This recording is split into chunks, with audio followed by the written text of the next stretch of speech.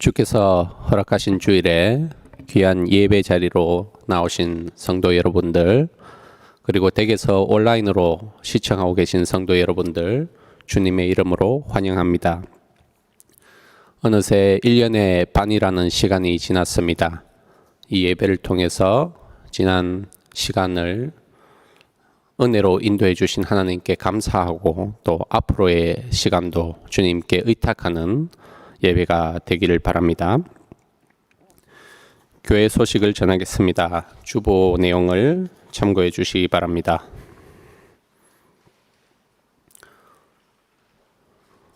브리셀 한인교회 수요 말씀 사경에 다가오는 수요일이 마지막 모임이라고 합니다.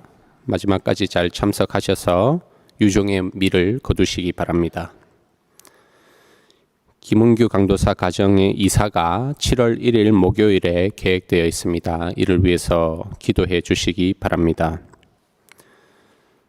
예배 후에 교회 현황을 공유하는 모임을 갖습니다. 성도 여러분들은 예배 후에 자리에 남아 계시면 감사하겠습니다.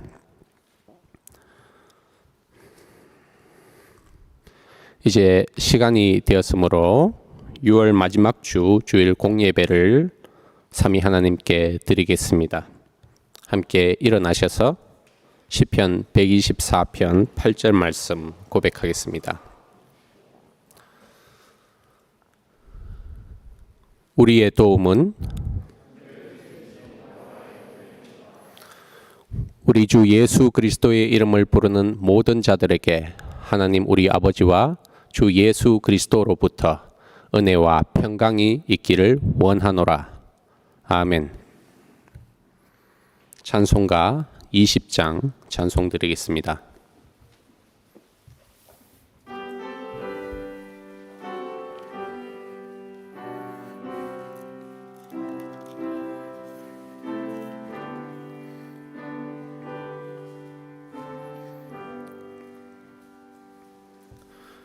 큰 영광 중에 계신 주 나 찬송합니다. 영원히 계신 주 이름 나 찬송합니다.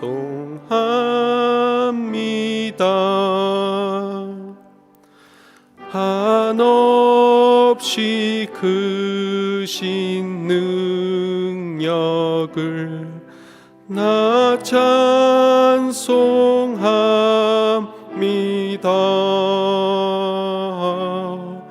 참되고 미쁜 그 언약 나 찬송합니다.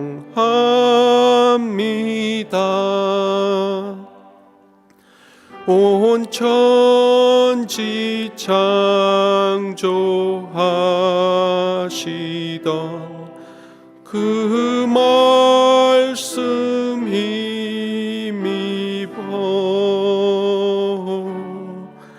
영원히 변치 않는 줄 나 믿사옵니다.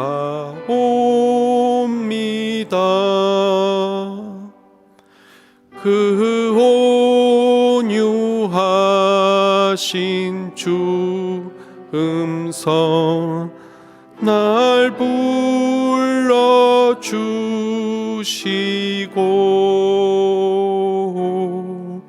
그 품에 품어주시니 나 찬송합니다.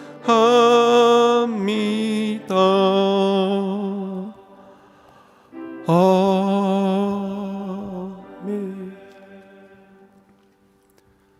십계명을 교독하겠습니다.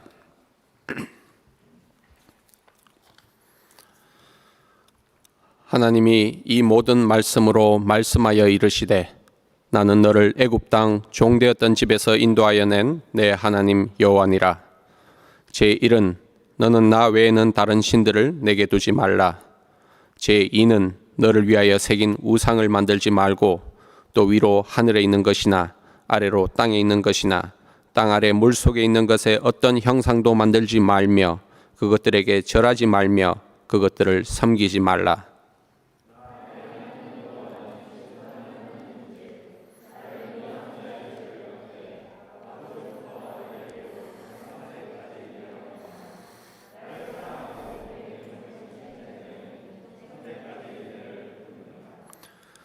제3은 너는 내 하나님 여호와의 이름을 망령되게 부르지 말라.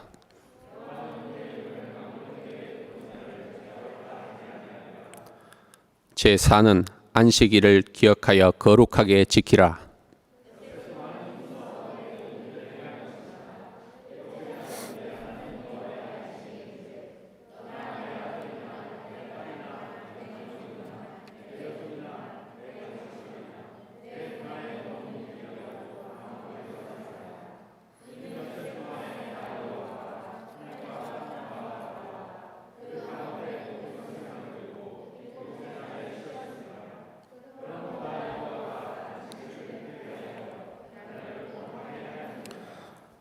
제5는 내 부모를 공경하라.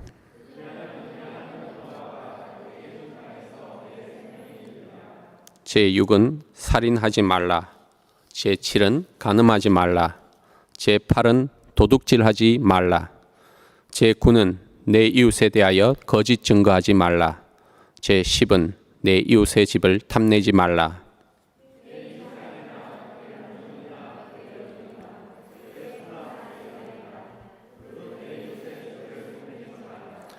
예수께서 이르시되 내 마음을 다하고 목숨을 다하고 뜻을 다하여 주 너의 하나님을 사랑하라 하셨으니 이것이 크고 첫째 되는 계명이요 둘째도 그와 같으니 내 이웃을 내 자신같이 사랑하라 하셨으니 이 두 계명이 온 율법과 선지자의 강령이니라.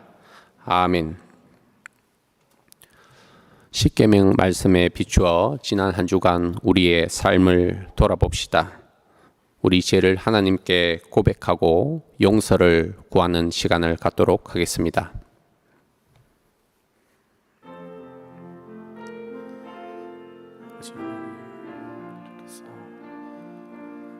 주님을 사랑하고 이웃을 사랑하라 하셨는데 저희가 그 말씀에 순종하지 못했음을 고백합니다. 주님, 지금 주님께 나와 예수 그리스도의 십자가를 의지해 저희 죄를 고백하고 용서를 구하오니 주님 주의 인자하심을 따라 죄를 용서해 주시고 저희 죄를 사해 주시옵소서. 주님 이 시간 저에게 다시 한번 말씀해 주시고 그 은혜를 기억하고 저희가 이제 다시는 죄의 가운데 가지 않고 주님을 사랑하고 이웃을 사랑하는 삶을 살 수 있도록 주님께서 도와주시고 성령으로 이끌어 주시옵소서.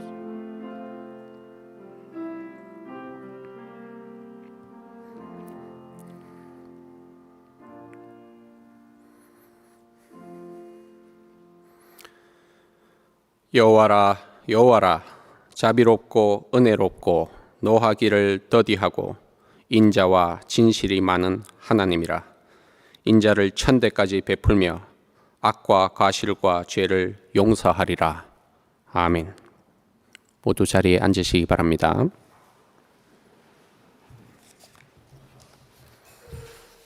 찬송가 130장 찬송 드리겠습니다.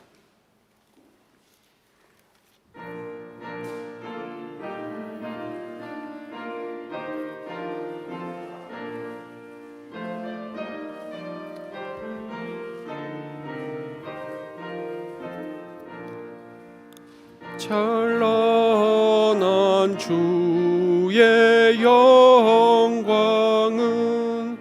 영원히 빛날 광채요 참 빛을 비춘 예수는 생명의 빛이 되신다.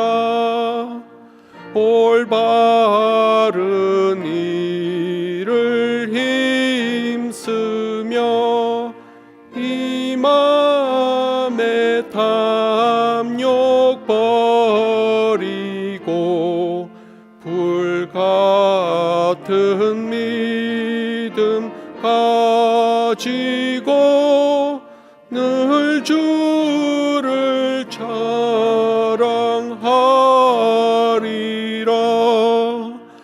온 천지 만물 성부께 온 성도 모두 성자께 보혜사 성령 힘입어 영원히 찬양합니다.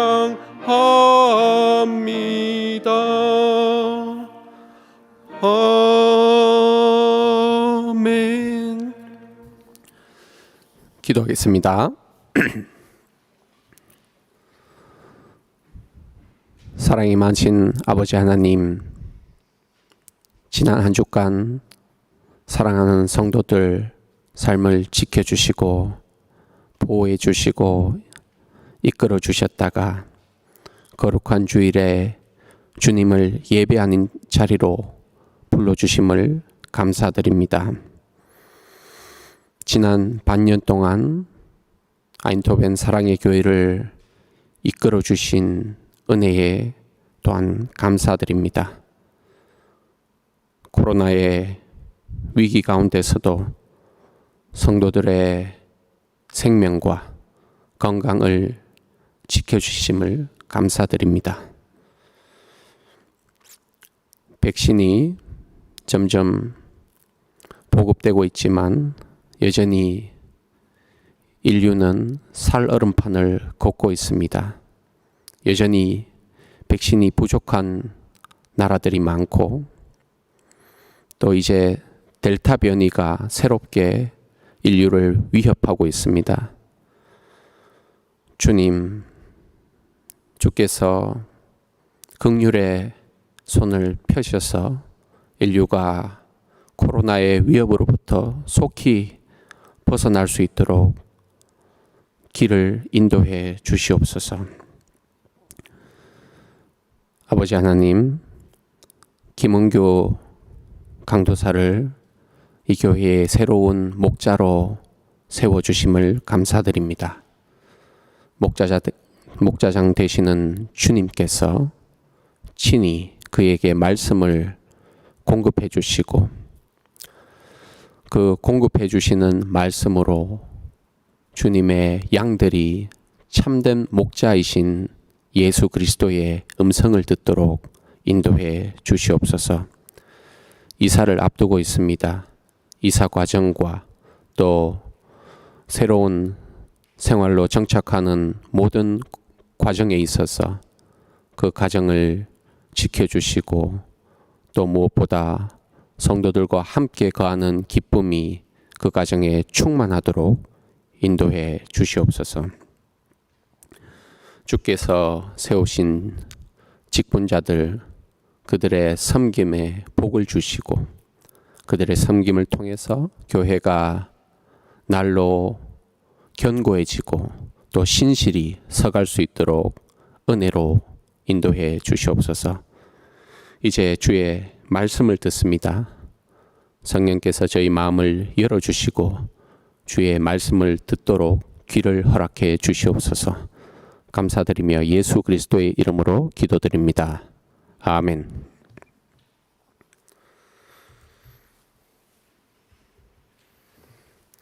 오늘 설교 본문은 사무엘상 말씀입니다. 지난번에 이어서 사무엘상 4장 22절부터 6장 12절까지 말씀,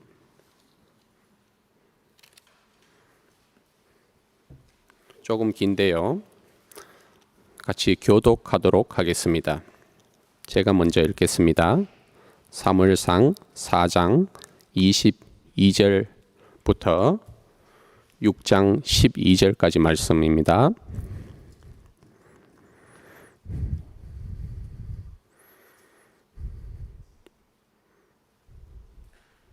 사무엘상 4장 22절, 제가 가진 성경으로 구약 415페이지입니다. 다 찾으신 줄 알고 제가 먼저 읽겠습니다. 또 이르기를 하나님의 궤를 빼앗겼으므로 영광이 이스라엘에서 떠났다 하였더라.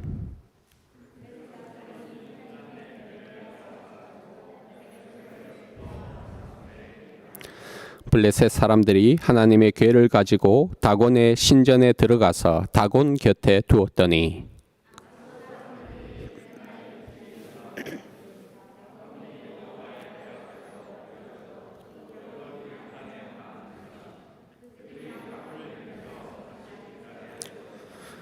그 이튿날 아침에 그들이 일찍이 일어나 본즉 다곤이 여호와의 궤 앞에서 또다시 엎드려져 얼굴이 땅에 닿았고 그 머리와 두 손목은 끊어져 문지방에 있고 다곤의 몸뚱이만 남았더라.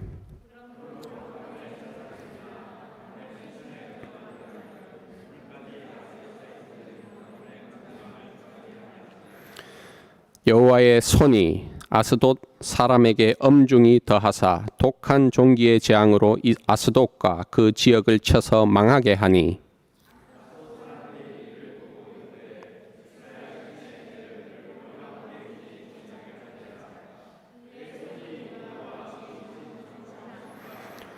이에 사람을 보내어 블레셋 사람들의 모든 방백을 모으고 이르되 우리가 이스라엘 신의 궤를 어찌하랴 하니 그들이 대답하되 이스라엘 신의 궤를 가드로 옮겨가라 하므로 이스라엘 신의 궤를 옮겨갔더니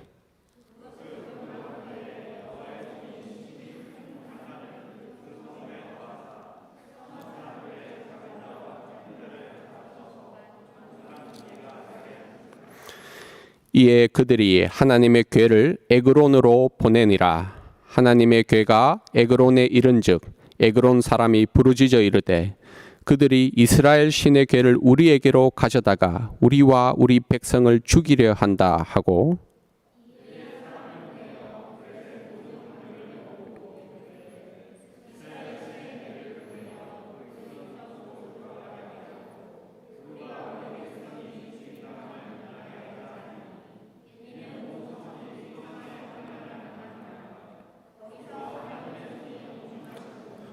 죽지 아니한 사람들은 독한 종기로 치심을 당해 성읍의 부르짖음이 하늘에 사무쳤더라.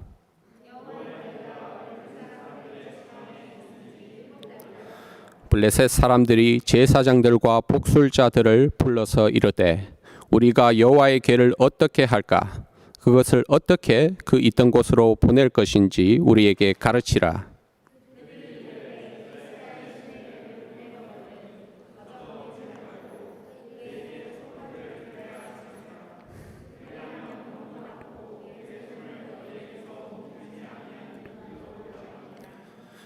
그들이 이르되 무엇으로 그에게 드릴 속건제를 삼을까 하니 이르되 블레셋 사람의 방백의 수효대로 금 독종 5과 금쥐 5마리라야 하리니 너희와 너희 통치자에게 내린 재앙이 같음이니라.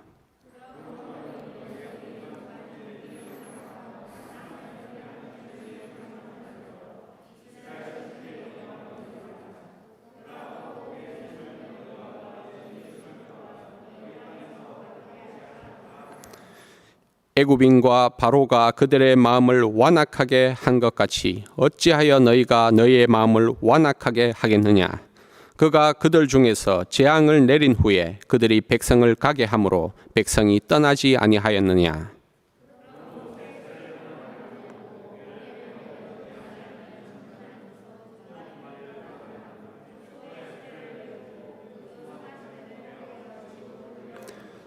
여호와의 궤를 가져다가 수레에 싣고 속건제로 드릴 금으로 만든 물건들은 상자에 담아 궤 곁에 두고 그것을 보내어 가게 하고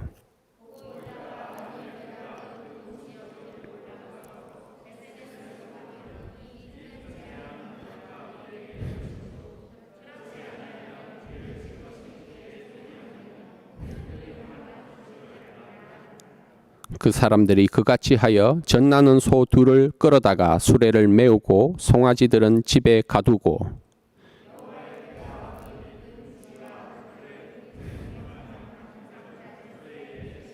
같이 읽겠습니다.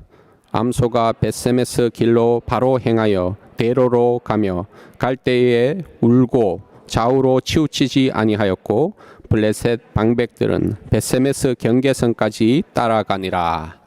아멘.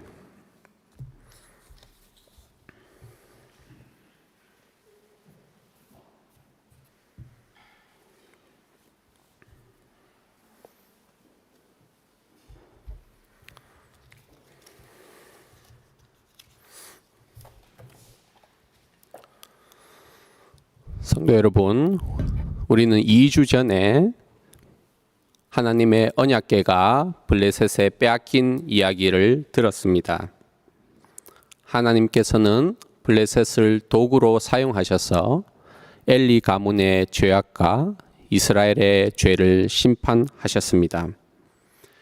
엘리의 악한 두 아들 홈니와 비느하스는 죽음을 맞이하게 됩니다.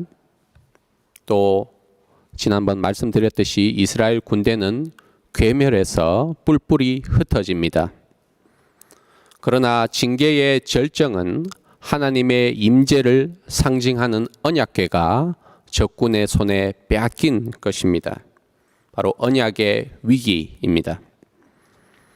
그리고 그 과정에서 지난번에 이스라엘의 미신이 있다는 것을 우리 같이 살펴봤습니다. 미신은 생각보다 멀리 있는 것이 아닙니다. 언약의 말씀대로 살지 않으면서 필요할 때 하나님을 조종할 수 있다는 생각, 그것이 바로 미신이라고 말씀드렸습니다. 하나님께서는 이스라엘의 비참한 패배를 통해서 그 미신을 부끄럽게 하셨습니다.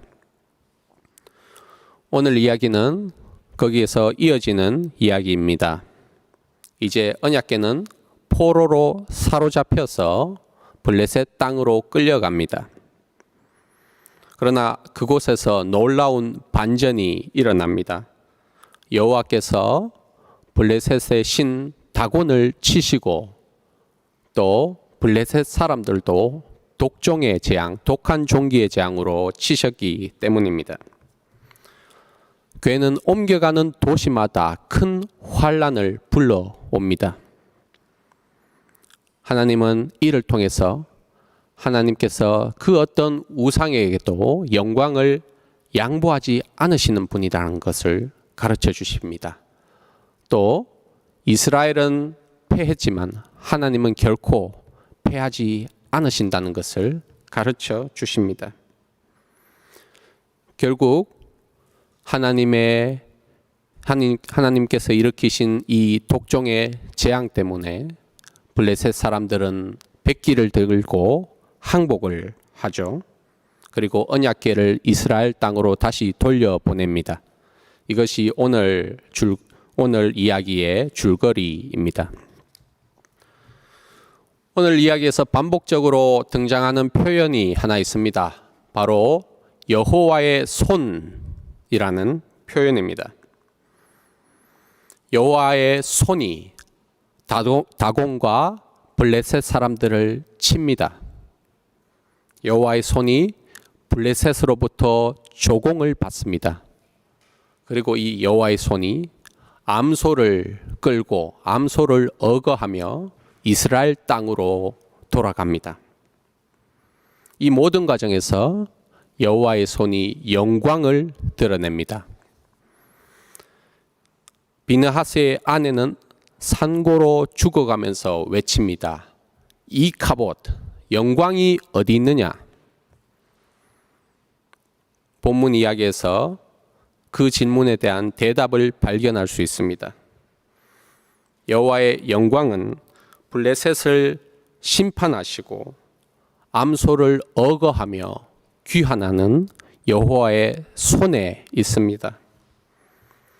오늘은 언약궤의 심판과 귀환 가운데서 이 여호와의 손의 영광이 어떻게 드러나는지 살펴보겠습니다. 먼저 여호와의 손은 언약궤의 심판 가운데서 영광을 드러냅니다. 블레셋 사람들은 하나님의 궤를 빼앗아서 에베네셀에서 아스돗으로 가져옵니다. 언약궤의 이동 경로를 나타내는 지도를 한번 다시 보시면 저쪽 해안가 쪽에 아스돗이라는 도시가 있죠. 블레셋의 5도시 중에서도 으뜸이 되는 도시입니다. 그곳에 블레셋의 주신 다곤의 신전이 있습니다. 블레셋 군인들은 전쟁에서 승리하고 당당히 이 아스돗으로 개선 행진을 합니다. 아마 아스돗 시민들은 만세를 부르면서 그들을 환영했을 것입니다. 자기 군대가 적군을 괴멸시키고 그야말로 대승을 거두었으니 얼마나 기쁜 일입니까? 또 거기다가 이스라엘의 신의 형상도 사로잡아 왔습니다. 옛날에는 이렇게 전쟁에서 나라들이 싸울 때 그 신의 형상을 이긴 쪽에서 사로잡아가는 일이 많았습니다. 그 강대국 애굽을 쳤다는 그 힘있는 신 여호와의 형상을 사로잡아 왔으니 그들은 참으로 기뻤을 것입니다. 블레셋 사람들은 이 언약궤를 가지고 수도 아스돗에서도 심장부라고 할 수 있는 다곤 신전으로 들어갑니다. 이스라엘로 치면은 성소에 있는 지성소, 성막에 있는 지성소와 같은 곳이라고 할 수 있겠죠. 그곳에 이 사람들이 여호와의 궤를 다곤 신상 옆에다가 둡니다. 이것은 우리 신 다곤이 여호와를 무릎 꿇렸다. 다곤이 이제 여호와께 경배한다라는 세레모니입니다. 이 세레모니야말로 자기들의 승리의 대미를 장식하는 하이라이트라고 볼 수 있겠습니다. 블레셋에게는 그야말로 영예로운 순간이고 반대로 이스라엘에게는 가장 비참한 순간입니다. 그게 본문 5장 2절까지의 사건입니다. 그러나 극적인 반전이 3절부터 일어납니다. 하나님의 반격이 시작됩니다. 다음 날 아스돗 사람들은 다곤이 여호와의 언약궤 앞에 엎드려 절하고 있는 것을 발견합니다. 그들은 여호와가 다곤께 엎드렸다고 생각을 했는데 반대로 다곤이 여호와께 엎드려 있는 것입니다. 어떻게 아무도 없는 신전에서 이런 일이 일어날 수 있는가? 그들은 의아하게 여겼지만 처음에는 대수롭지 않게 여기고 다시 신전을 일으켜 세웁니다. 그런데 다음 날 아침에 더 놀라운 일이 일어납니다. 다곤이 또 여호와의 궤 앞에 엎드려서 절하고 있을 뿐만 아니라 다곤의 머리가 잘리고 또 손목도 잘려서 그 머리와 손목이 문지방에 나뒹굴고 있는 것입니다. 뭔가 이상하다. 블레셋 사람들은 본능적으로 직감했습니다. 혹시 사로잡혀온 여호와가 우리 신 다곤을 치는 것인가? 이게 정말 가능한 일인가? 하지만 이윽고 그들의 불길한 예감이 맞아 떨어집니다. 다곤을 친 여호와의 손이 아스돗 사람들에게도 독한 종기의 재앙으로 임합니다. 많은 아스돗 사람들이 독종으로 죽었습니다. 그제서야 아스돗 사람들은 이 모든 일이 여호와의 언약궤 때문에 일어나고 있다는 것을 알게 됩니다. 이 소식을 들은 블레셋의 5대 도시, 지난번에 말씀드렸죠. 이 5대 도시의 군주들, 방백이라는 사람들이 모여서 아스돗에서 대책 회의를 합니다. 그리고 그 결과 언약궤를 가드로 옮겨가자라고 결론을 냅니다. 혹 이것은 지역적인 전염병일지도 모른다. 언약궤를 다른 도시로 옮겨가면 좀 상황이 달라질 수도 있다. 이렇게 생각하고 언약궤를 가드로 옮겨갔습니다. 하지만 여호와의 손은 언약궤가 옮겨간 가드에서 더 큰 환란을 가져왔습니다. 9절에 보면 가드에서 여호와의 손이 성읍 사람들의 작은 자와 큰 자를 다 쳤다라고 합니다. 어린 아이로부터 어른에 이르기까지 다 이 독한 종기에 재앙을 당했습니다. 큰 재앙을 당한 가드 사람들은 다시 언약궤를 에그론으로 보냅니다. 그러자 여호와의 손은 이번에는 에그론을 치십니다. 11절 12절을 보시면 에그론도 온 성읍이 사망의 환란을 당했고 죽지 않은 사람들은 독한 종기로 치심을 당해 성읍의 부르짖음이 하늘에 사무쳤다라고 이야기를 합니다. 아주 극적인 반전이죠. 사무엘상 4장 13절을 보시면 부르짖음이 어디에 있습니까? 실로에 있습니다. 실로 사람들이 부르짖음이 하늘에 사무쳤는데 이제는 블레셋 성읍의 부르짖음이 하늘에 사무치고 있습니다. 이런 상황에서 그들은 블레셋 군주들을 다시 소집합니다. 그리고는 언약궤를 원래 있던 이스라엘 땅으로 돌려보내자고 제안합니다. 11절 말씀입니다. 사무엘상 5장 11절 말씀. 이에 사람을 보내어 블레셋 모든 방백을 모으고 이르되 이스라엘 신의 궤를 보내어 그 있던 곳으로 돌아가게 하고 우리와 우리 백성이 죽임 당함을 면하게 하자. 성도 여러분, 블레셋 사람들은 다곤이 여호와를 이겼다라고 생각을 했습니다. 그 시대에는 충분히 일리 있는 생각이었습니다. 왜냐하면 이스라엘 군대가 블레셋 군대에게 그야말로 참패를 했고 군대 자체가 해산했기 때문입니다. 하지만 하나님께서는 그 생각이 철저한 오산이라는 것을 몸소 가르쳐 주십니다.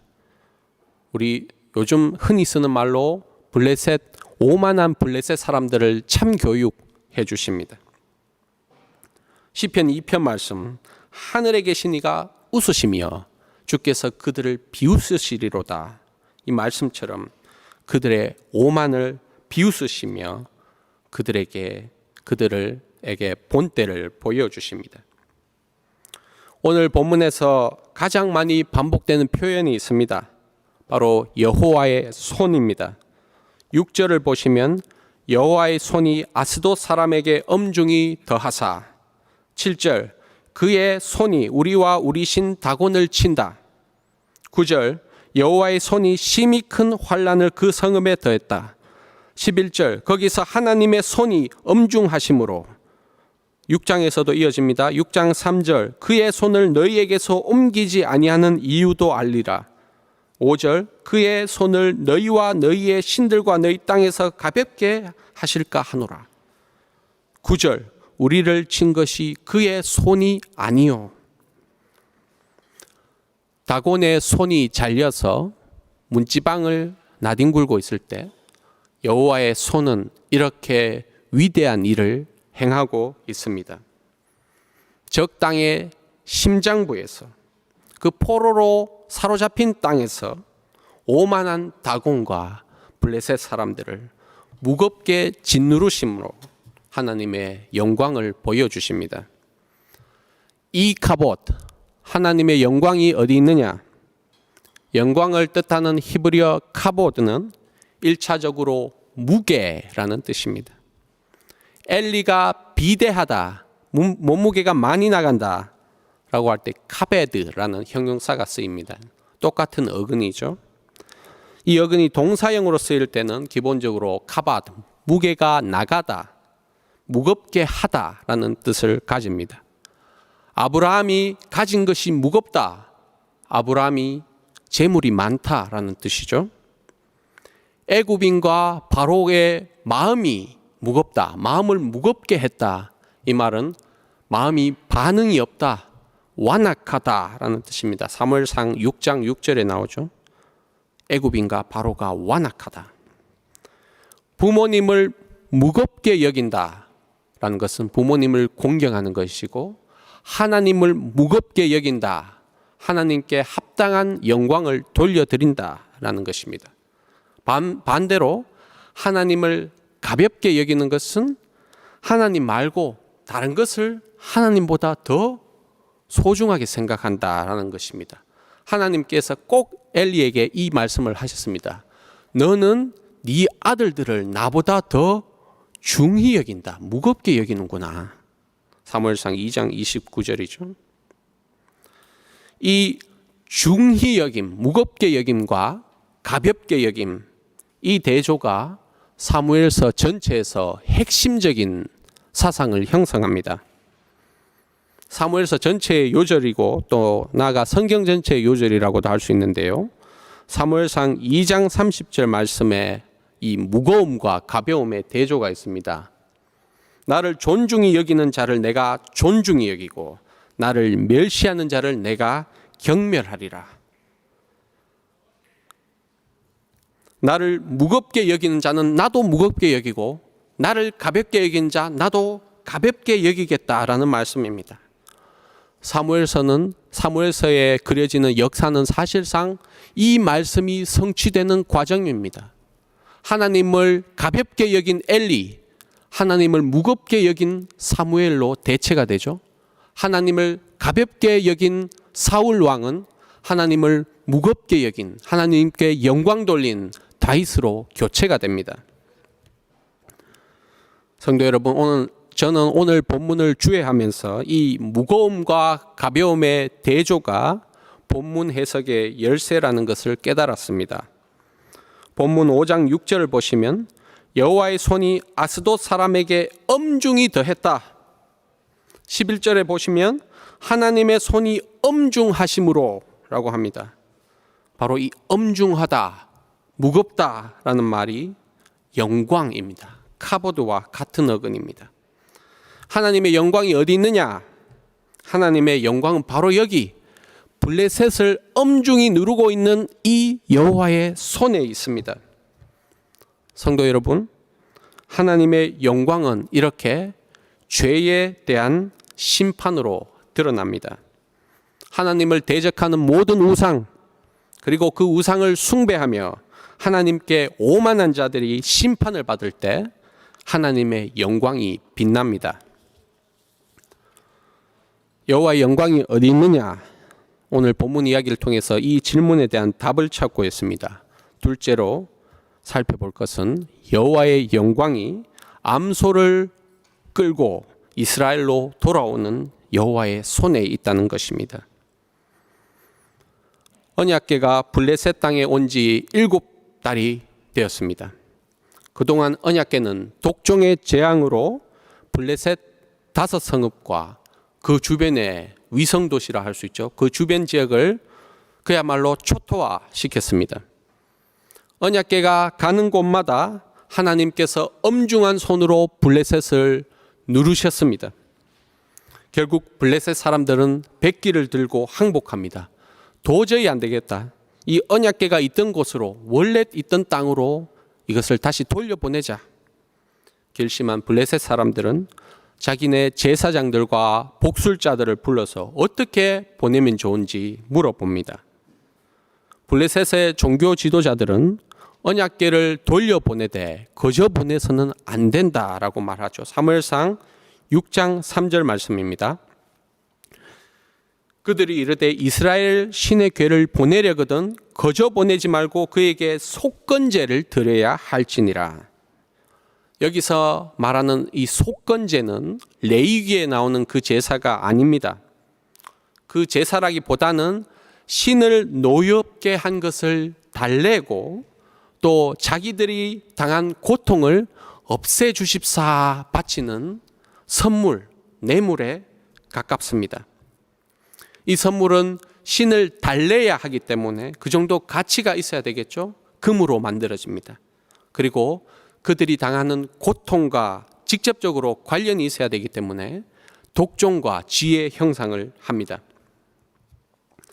이 블레셋 제사장들과 복술자들의 핵심적인 권고가 사무엘상 6장 5, 6절에 나옵니다.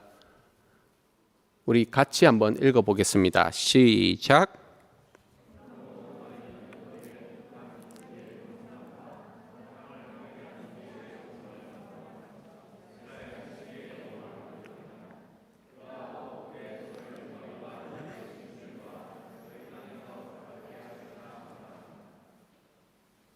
그 다음 6절 같이 읽어보겠습니다. 시작.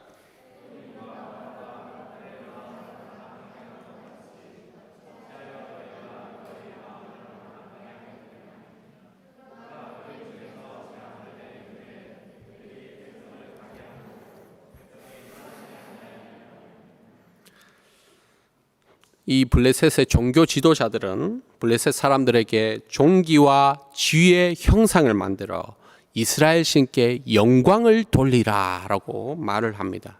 여기서도 히브리어 영광, 카보드가 쓰입니다. 1차적으로는 이스라엘 신을 무겁게 여기라 이런 말씀이죠. 좀 더 구체적인 의미를 말씀드리자면 여기서 영광, 카보드는 존경을 담은 물건 혹은 예의를 표하는 진상물 이런 의미입니다. 다시 말해 속건 제물입니다. 아까 사무엘서 전체에서 이 무거움과 가벼움의 대조가 핵심이라 말씀드렸습니다. 사무엘서의 저자는 방금 여러분이 읽은 5, 6절에서 소위 말해 언허 유희를 합니다. 언허 유희, 워드 플레이를 합니다. 이 언어 유희의 핵심은 여호와의 무거움과 또 가벼움의 대조입니다. 이들의 말을 좀 과장해서 표현하면 이렇습니다. 여호와의 손이 무거울 때에 애굽 사람들과 바로같이 너희 마음을 무겁게 하지 말라. 대신 너희가 그를 무겁게 여긴다는 것을 표하라. 그리하면 그의 손의 무거움을 가볍게 하시리라. 어떻게 보면 참 재미있는 언어 유희인데요. 저자가 이렇게 언어 유희를 사용하는 목적이 뭐라고 생각을 하십니까? 저는 그 목적을 곰곰이 생각해 봤는데 이거라고 생각을 합니다. 우리가 대중가요를 들을 때 소위 이 운율이 잘 맞으면 그 부분을 잘 기억하게 되지 않습니까? 우리 중고등부 친구들 랩을 좋아하는 친구들이 있나 모르겠는데 이 소위 이 랩의 라임이 잘 맞으면 그 부분을 반복해서 듣고 또 따라 부르게 되죠. 그것과 마찬가지입니다. 이 사무엘서의 저자는 블레셋 종교 지도자들의 입에서 나오는 이 항복 선언을 통해서 언어 유희를 하면서 후대에 이 말씀을 듣는 하나님의 백성이 이걸 듣고 기억해라 라는 것입니다. 이들 마음에 각인을 시키는 것이죠. 바로 너희가 어떤 상황 가운데 있든 간에 이스라엘이 가장 비참해 있을 때 여호와께서 적의 땅에서 이루신 그 승리를 기억해라, 되새기라 라는 것입니다. 하나님께서 이 블레셋 종교 지도자들의 입에서 항복 선언을 이렇게 받아내시고 이제 드디어 이스라엘 땅으로 귀환하십니다. 블레셋의 오만함을 친 여호와의 손은 이제 암소를 억어하면서 이스라엘로 돌아옵니다. 암소를 억어하는 이 여호와의 손은 참으로 영광스럽습니다. 왜냐하면 이 귀환길에 블레셋으로 받은 영광, 블레셋으로부터 받은 영광, 속건 제물이죠. 이 속건 제물이 전리품으로 함께 하기 때문입니다. 그러나 이 암소를 돌려보내는 블레셋 종교 지도자들의 마음 한켠에는 여전히 불신이 있습니다. 정말 이 모든 게 여호와 때문에 일어난 일인가? 아니면 우연히 당한 것인가? 아직 잘 모르겠다는 것이죠. 그래야 그들은 실험을 하나 제안합니다. 하나님께 아주 불리한 실험입니다. 사무엘상 6장 7절 말씀 같이 읽어보겠습니다. 시작.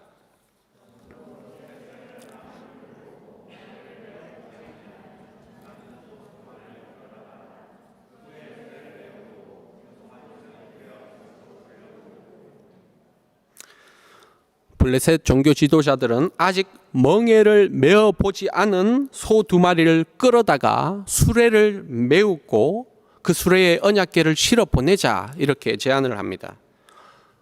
여러분들이 잘 아시겠지만 멍에를 한 번도 메모지 못한 소는 자기 마음대로 가려고 합니다. 또 거기에 이 소를 채찍으로 치면서 목적지로 같이 가는 사람도 없습니다. 더군다나 다음 슬라이드를 보시면, 지도를 다시 보시면 벳세메스, 이스라엘과 블레셋의 경계인데요, 굉장히 경사졌다는 것을 보실 수 있을 것입니다.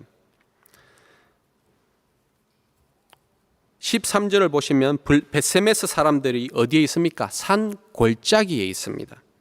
삼손 이야기에 자주 등장하는데요, 바로 소렉 골짜기입니다.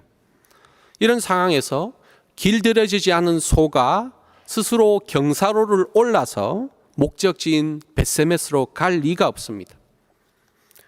거기에 결정적인 게 하나 더 있습니다. 바로 이 소들이 젖나는 암소들이라는 것입니다. 블레셋 사람들은 태어난 지 얼마 되지 않은 송아지를 암소로부터 떼어내서 자기 집으로 돌려보냅니다. 당연히 젖나는 송아지를 어미는 찾습니다. 어미는 젖나는 송아지를 내버려두고 어디로 가려고 하지 않습니다. 그것은 동물의 본성이죠. 블레셋 종교 지도자들은 이 어처구니 없는 실험을 제안하면서 만일 이런 조건에도 암소가 벳세메스로 향하면 이 재앙은 진짜 여호와께부터 온 것이다. 그러나 만일 그렇지 않으면 이 모든 일은 우연히 일어난 것이다. 제안을 합니다. 그 실험의 결과가 오늘 본문 6장 12절 말씀입니다. 같이 읽어보겠습니다. 시작.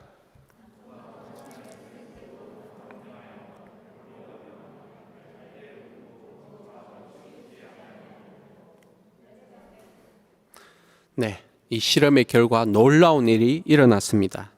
암소들은 벳세메스로 그 대로를 따라 바로 행했다라고 합니다. 시종일관 그 길로 쭉 나아갔다는 것입니다. 근데 이 암소들은 길을 가면서도 계속해서 웁니다. 바로 집에 두고 온 송아지들이 생각나기 때문이죠. 두고 온 새끼들과 떨어지기 싫은 것은 어미의 본능입니다. 그럼에도 불구하고 이 암소들은 좌로나 우로나 치우치지 않았다 합니다. 성경에서 완전한 복종을 뜻하는 표현입니다.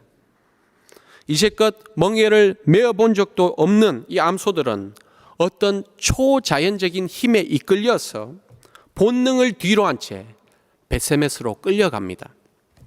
이 초자연적인 힘, 바로 여호와의 손입니다. 블레셋을 친 그 영광스러운 손이 이제 조공물을 받아들고 암소를 억어하면서 주의 백성에게로 돌아가는 것입니다. 성도 여러분, 여호와의 손이 왜 이렇게 언약궤를 끝내 이스라엘로 돌려보내는 것일까요? 이스라엘 백성은 하나님께 그렇게나 범죄한 백성 아니었습니까? 우상을 숭배하고 미신으로 하나님을 조작하려 했던 그런 백성 아니었습니까? 하나님께서 굳이 왜 이 백성들에게 수레를 돌리시는 것일까요? 그것은 하나님의 자비와 오래 참으심 때문입니다. 바로 이것이, 이 자비, 오래 참으심이 구속 역사를 이끌어가는 동력입니다. 출애굽 이후에도 이스라엘 백성들이 하나님께 크게 범죄한 적이 있었죠. 바로 금송아지 숭배 사건입니다.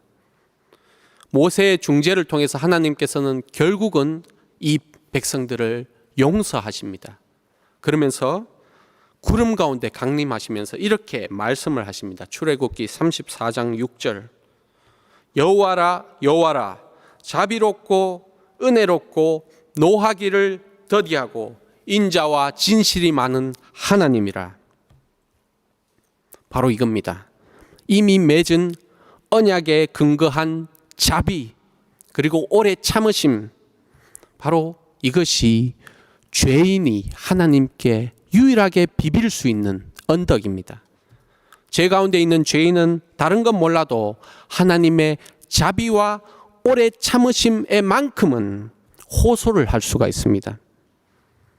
바로 이것이 또한 여호와의 손이 암소의 곱비를 잡는 이유입니다.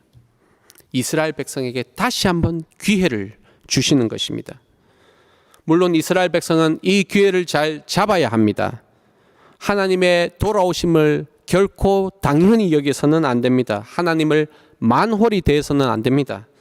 바로 그게 본문에 이어지는 이야기죠. 블레셋 사람들이 언약궤를 들여다보다 죽은 이야기의 교훈이죠.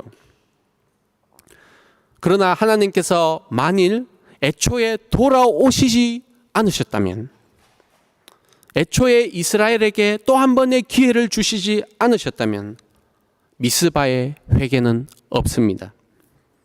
언약의 갱신도 없고 구속사의 전진도 없습니다. 또 왕이 통치하는 시대도 없었을 것입니다. 이스라엘 스스로는 아무런 소망이 없는 바로 이 상황에서 이 모든 일을 여호와의 손 혼자서 했습니다. 그러므로 여호와의 손이 적으로부터 영광을 취하시고 암소를 억어하는 이 모습이야말로 우리에게 참으로 영광스러운 복음입니다.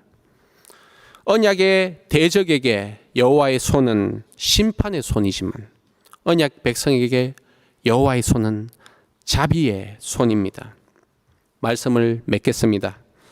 성도 여러분, 우리는 오늘 본문 말씀을 통해서 여호와의 영광이 어디 있느냐 살펴봤습니다. 여호와의 영광은 우상을 치시고 죄를 심판하시는 하나님의 손에 있습니다. 그리고 여호와의 영광은 조공물을 들고 암소를 억어하며 주의 백성에게로 귀환하시는 하나님의 손에 있습니다. 이렇게 여호와의 영광은 심판으로, 한편으로는 심판에서 드러나고 한편으로는 자기 백성의 구원에서 드러납니다. 그렇다면 신약 시대의 성도인 우리는 여호와의 영광을 어디서 찾을 수 있겠습니까? 우리에게는 아시다시피 언약궤가 더 이상 없습니다. 우리는 언약궤가 어디에 있는지조차 알지 못합니다. 하지만 우리는 여호와의 영광을 언약궤에서 찾지 않아도 됩니다. 바로 우리에게 예수 그리스도가 있기 때문입니다. 언약궤가 가리키던 실체 우리는 분명히 압니다. 하나님의 독생자 예수 그리스도이십니다. 말씀이 육신이 되어 우리 가운데 거하심에 우리가 그의 영광을 보니 아버지의 독생자의 영광이요 은혜와 진리가 충만하더라.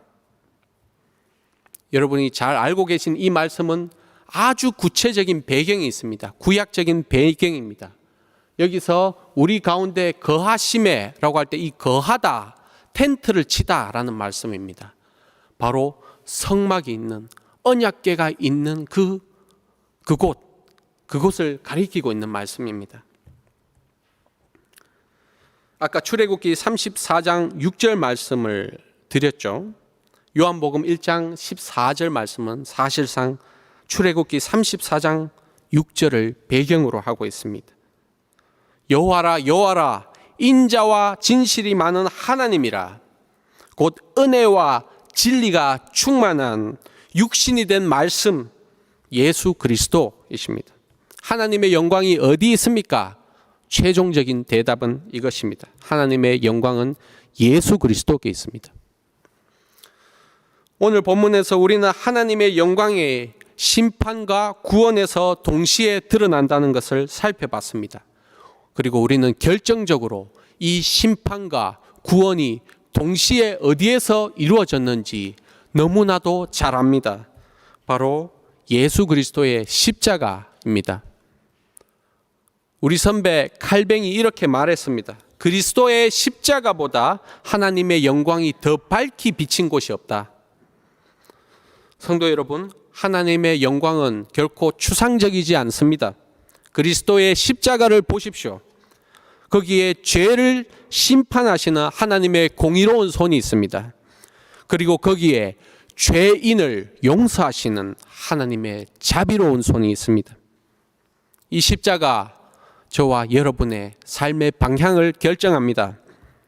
여러분은 이제 새로운 출발을 앞두고 계십니다. 그리스도께서 우리를 위해 십자가에서 이루신 그 은혜를 바탕으로 출발하시기 바랍니다.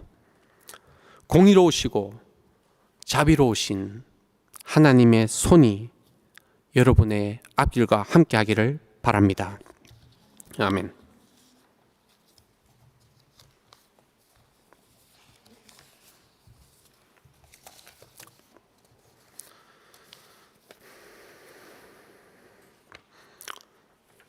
찬송, 시편 찬송입니다.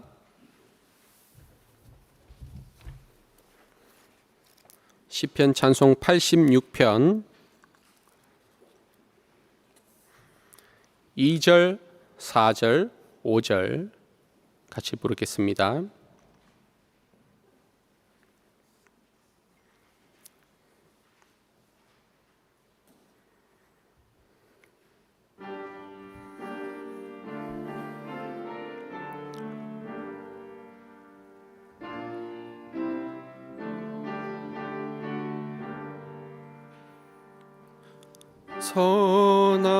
선하시고 용서하며 인자 풍부하신 주님, 주께 부르짖느니 그 신 인자함 얻네. 저의 원하는 소리 간구 들어 주옵소서.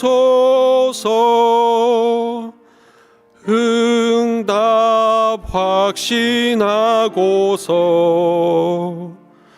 고난 때에 구하네.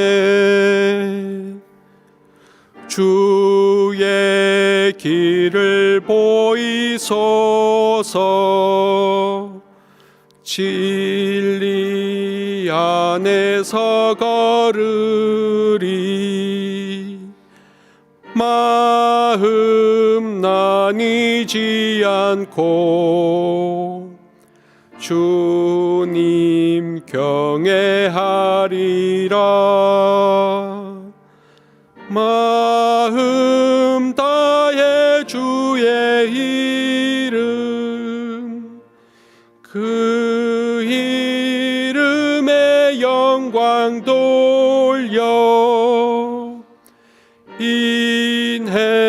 인해하신 주께서 흠부에서 구했네. 주님 무시하는 그들 교만하고 난폭하네. 때를 지어 일어나 나의 목숨 노리네. 주님 은혜로우시며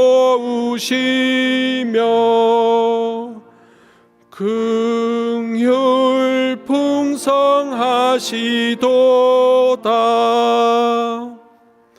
노함 더디하시고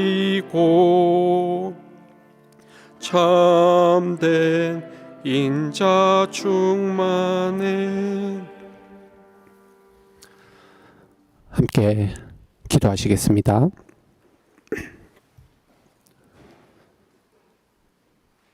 자비로우신 아버지 하나님, 주께서 지으신 만물에 주의 영광이 드러납니다. 주께서 악인의 죄를 심판하실 때에 그 영광이 빛납니다. 하지만 그 영광이 가장 빛나는 것은 주께서 주의 백성을 향해 오래 참으시고 주의 인자를 보여주실 때입니다. 주님, 그리스도의 십자가에서 그 영광이 밝게 빛납니다. 우리가 그 그리스도의 십자가를 출발점으로 삼고 이제 앞으로 나아가려고 합니다. 주님을 사랑하고 이웃을 사랑하는 삶을 통해서 주님께 합당한 영광을 돌려드리는 우리의 삶이 되도록 인도해 주시옵소서. 저희가 이 땅에서 나그네로 살아갑니다. 나그네로 살아감에 있어 그리스도를 위한 나그네 되게 하시고 저희에게 필요한 것들을 주께서 친히 채워 주시옵소서. 저희에게 주신 재물의 일부를 구별해서 주님께 올려드립니다. 주께 드리는 이 헌상과 또 이 헌상이 대표하는 우리의 삶이 주께 영광을 돌려드리는 삶이 되도록 인도해 주시옵소서. 감사드리옵고 우리 주 예수님 이름으로 기도드립니다. 아멘. 헌금하시겠습니다.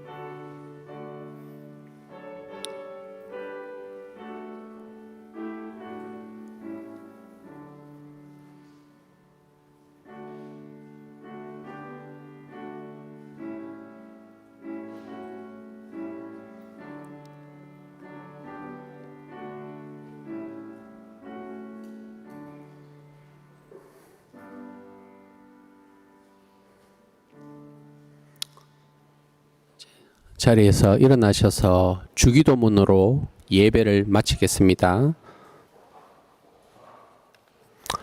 하늘에 계신 우리 아버지여, 이름이 거룩히 여김을 받으시오며 나라에 임하시오며 뜻이 하늘에서 이루어진 것 같이 땅에서도 이루어지이다.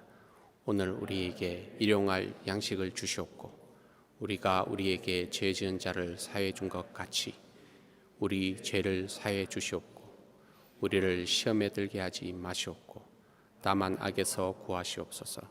나라와 권세와 영광이 아버지께 영원히 사옵나이다. 아멘.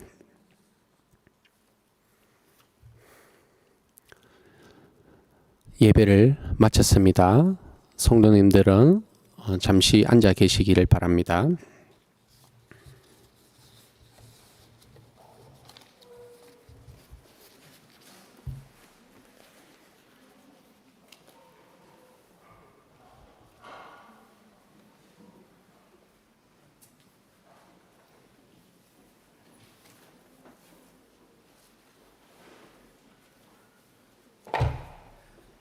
주일학교 친구들은 자리에 나가셔도 되고요.